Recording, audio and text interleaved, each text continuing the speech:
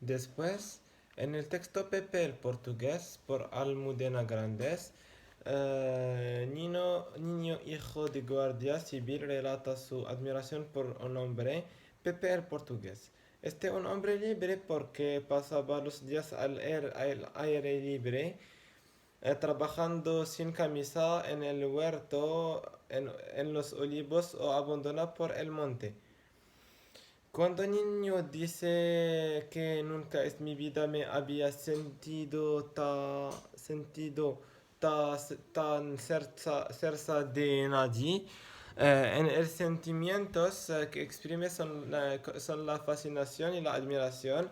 Entonces, este hombre parece como un modelo por niño y a mi modo de ver, todos necesitamos un modelo porque representan también un objetivo al que llegar.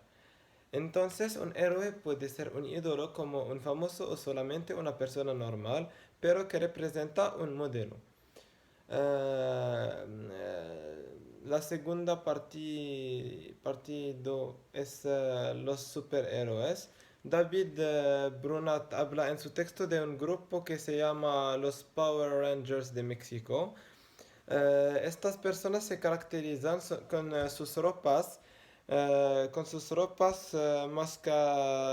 máscara y calzones de colores. Son tres y sus objetivos es cambiar el mundo y las personas. El primer es Peotonito y quiere sensibilizar a la cultura vial. Se dice que depende a los chilangos de los autos y de la pésima infraestructura peatonal. La segunda persona se llama Ciudadano. eh, y es una... y va la segunda persona se llama Ciudadana. Va arreglando estampas con distintas buenas acciones a las personas que más lo necesitan. Por ejemplo, una estampa con distintas buenas acciones a las personas que más los necesitan. Por ejemplo, hay una estampa con permiso.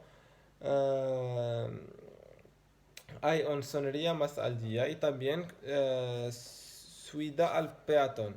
Entonces, según ella, si la población sonría, más más la, más la atmósfera la atmósfera sería más agradable.